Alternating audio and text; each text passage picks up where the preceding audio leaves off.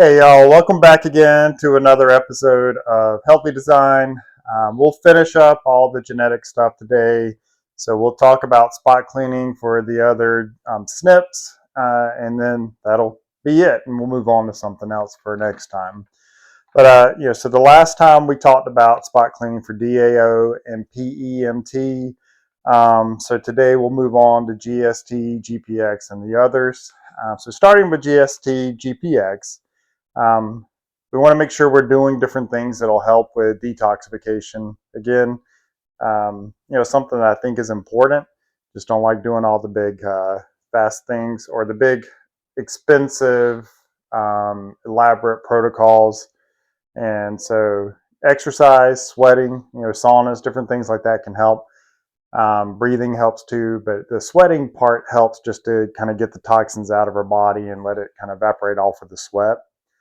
Fiber can be helpful, and then some supplements can be helpful. Glutathione is the master antioxidant, so it can kind of help out with things. Riboflavin and selenium can also be helpful. Selenium also plays a role with the conversion of T4 to T3, so that's thyroid hormone. T4 is kind of the most abundant, but T3 is the most active, and so we need selenium for that conversion, so it can help out there as well. Hey, Storm. Sorry, Stormy's being a little bit loud today. And then moving on to COMT. So remember, with COMT and MAOA, we have both fast and slow. So for the slow COMT, we want to make sure that we take time to recover after a stressful event. They're going to have a hard time with that. So we want to make sure we make that space to be able to kind of come back down.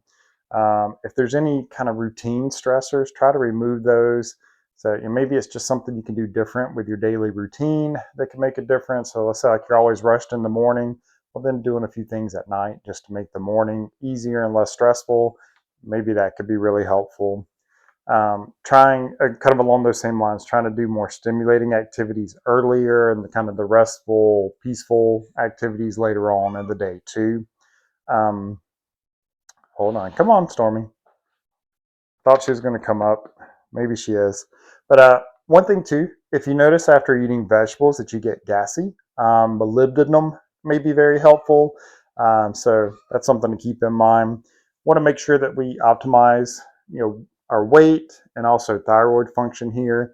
We kind of see that again with MTHFR. Thyroid function may be impacted, so we might want to check on those things. And again, thyroid kind of plays a role with cholesterol levels and things too. And so then some other things, want to make sure that we're limiting histamine. So you can kind of see where the DAO spot cleaning comes in handy, and doing that first could help out here. And then doing some of the digestive bitters, that may be helpful with our liver and also with digestion. So that's something to keep in mind too. Supplements, the adaptogens, again, I love these for stress. I just think it helps kind of give your body some reserves to deal with things. Trying to keep Stormy away from the microphone so that you guys can hear. Let's see, magnesium, endo-3-carbinol, DIM, taurine can be helpful, creatine, also phosphatidylserine and phosphatidylcholine. We talked about the latter, but the first one, phosphatidylserine, can be helpful in like decreasing cortisol and things too. So again, if someone's kind of getting that stress response, cortisol levels are high, you can see where that supplement might come in handy to bring things down a little bit. And then for the fast COMT, want to engage the brain and do physical activities again early. Want to make sure you're getting enough protein because that helps to give some of the precursors for dopamine and other neurotransmitters. The DAO spot clean, again, can be helpful to fix any kind of gut issues. Stormy's licking my hand. Creatine and phosphatidylcholine actually may not be helpful for the fast COMT. So they might be helpful for the slow COMT, but they actually might have a negative impact if you're taking it or doing those with a fast COMT. So again, that's why sometimes supplements don't always work for everybody. But some of the other supplements you could look into, NADH with CoQ10, 5-HTP is one of the precursors for serotonin, so again, neurotransmitters. And then taking tyrosine. I actually do like tyrosine personally for me. I like to take it before doing something where I do need to focus. So like before sprinting or before climbing, different things along those lines.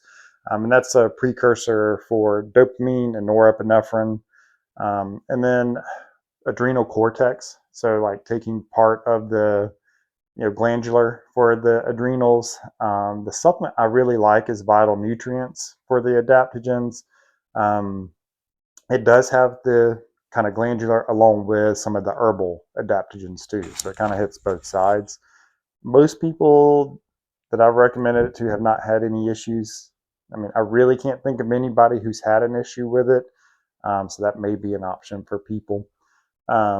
Let's see, moving on. Slow MAOA. Um, with this, we want to be careful because a variety of different medications and supplements might be creating the issue. So if you weren't having issues or not to the same extent, and then you started taking a medication or started taking a new supplement and things worsened, that might be your clue that try to see if there's something else to take. I mean, there's going to be certain meds you may need, and so that may not be an option not take anything, but maybe there's a different version or something that works along a different pathway that you can take and be helpful, but not get those negatives. Um, Also, kind of see some overlap here. A lot of the suggestions for the slow COMT are going to be helpful for the slow MAOA as well. So keep those things in mind.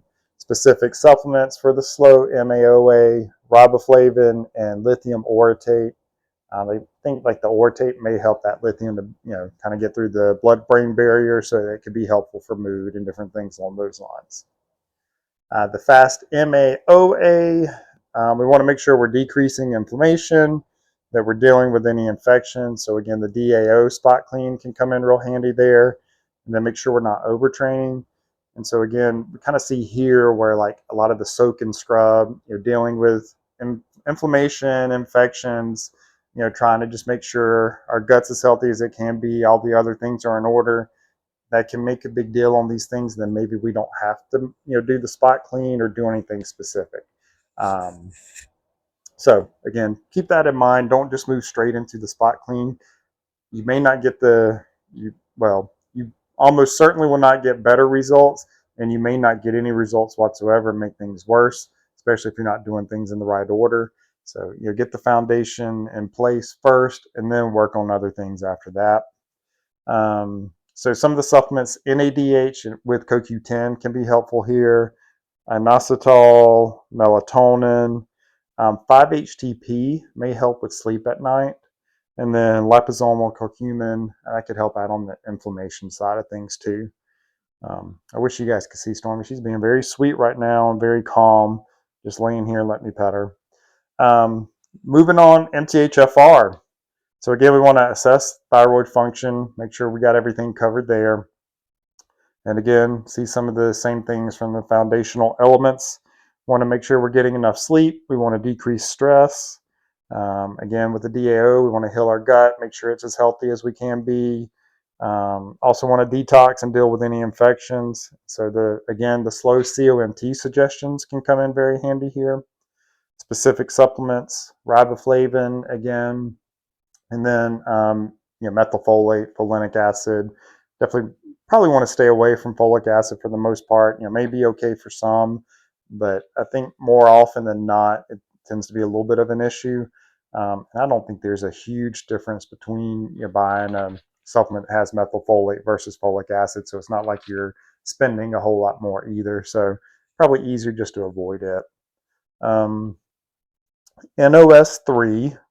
So the good news, if you keep GST, GPX, MTHFR, PMT, MAOA, DAO, if you keep all those clean, I'm not going to have an issue with NOS3 and not have to do anything. So that's the good news. But if it is an issue, exercise, breathing, sauna, those things can be helpful. Remember, this can be a problem with inflammation and infections and different things like that. And so some of the things we want to make sure we do first before we move into the supplements is try to decrease inflammation. I also want to try to make sure we decrease homocysteine levels. That's where having the MTHFR first can come into play. That way we should be decreasing those levels with some of those recommendations there. And then deal with any infections, and that's where a healthy gut comes into play since most of our immune system's housed there. Um, and then for supplements, ornithine, citrulline, beetroot powder, those things can be helpful because they're vasodilators. With NOS3, we get superoxide. If there's an issue with NOS3, we can have a lot more superoxide production, which is a radical oxygen species, so that can help to destroy things that we don't want. And then that can lead to some inflammation with the vascular system and vasoconstriction. So we want to make sure we're trying to get that vasodilation in. PQQ can be a good thing, especially for chronic fatigue and fibromyalgia. PQQ is an antioxidant. It also does help stimulate, like the formation of more mitochondria, which can be good. However, I wouldn't say just go out and take it for those reasons. The mitochondria need a lot of different nutrients to be healthy. And if you do have an issue with them, it's possible that you're getting stuck in one part. And so doing something may lead to issues. So you kind of want to make sure you see what you need first rather than just kind of taking something. Chris Masterjohn has a lot of information on where people did certain things like taking thiamine and ended up having new onset of neurological issues and different things like that. So we want to try to avoid those things. And I think that's why I want to be careful with just taking something just to take something. I have not looked into his test, but he came up with a test for the mitochondria to try to determine what's needed. So that is probably something I'll be looking into to see. I tend to kind of like to wait a little while when new tests come out to kind of make sure they actually do what they say they do, rather than just start using them right away and that information possibly not being correct. So some other supplements too. Liposomal vitamin C and glutathione can come in handy. Again, they're just kind of antioxidants to help out with things. So that's kind of the end of all the spot cleaning. You can see how, like, if you have multiple issues, it can be a decent bit. But I will tell you from my experience working with people, if you do the soak and scrub part, you get those, foundational elements of health in place. A lot of times you don't have to move on to these really specific things. It's just about getting those fundamentals down and being consistent with them. That tends to work for the vast majority of people, but there's always going to be some people that do need to get more specific and move on to these spot cleaning techniques and other things to figure things out and actually feel better and get the results they're looking for. But even when those people need that spot cleaning, they need that more specific, they have to have those fundamental things down first. And I mean, that still has to be there, still has to be consistent to get the results they're looking for. They can't skip that and just move on to the more elaborate, fancy parts of the program. So that's it for all the SNPs and genetic talk, at least for now. I'm sure we'll cover things again at some point. I think next week I won't release a video on Monday. If you've followed some of the other videos, that's going to be the 2-year anniversary for my son's passing. So I'm just kind of planning ahead. I probably won't be able to do much that weekend before or that day. So I should be able to get the other videos out dealing with exercise and climbing, kind of keep that part consistent, but probably won't have kind of more of the podcast type episode next week. But should be able to the week after, kind of get back on things. I am currently going through the book, Molecular Biology of the Cell. It's a very long book, over 1,500 pages. So I've got a ways to go. I'm just in chapter 3. So I'll keep going through that. But I thought in the meantime, one other book I really like that I think might help people out on the diet side, along with other things, is Eat Rich, Live Long. Dr. Gerber and Ivor Cummins wrote that book. So I thought maybe we could kind of go through it to get some more ideas and maybe a little bit more practical advice on how to figure out diet. Because I do like some of their recommendations in there about figuring out the carbohydrate intake that you need. Because again, I tend to err on the side of lower carb rather than more, but everybody doesn't need to be extremely low carb by any means. And so, low carb for one person might be this level, for another person it might be up here, and for another up here. But you know, again, as we've talked about before, definitely combining high carb and high fat is not going to be a good idea.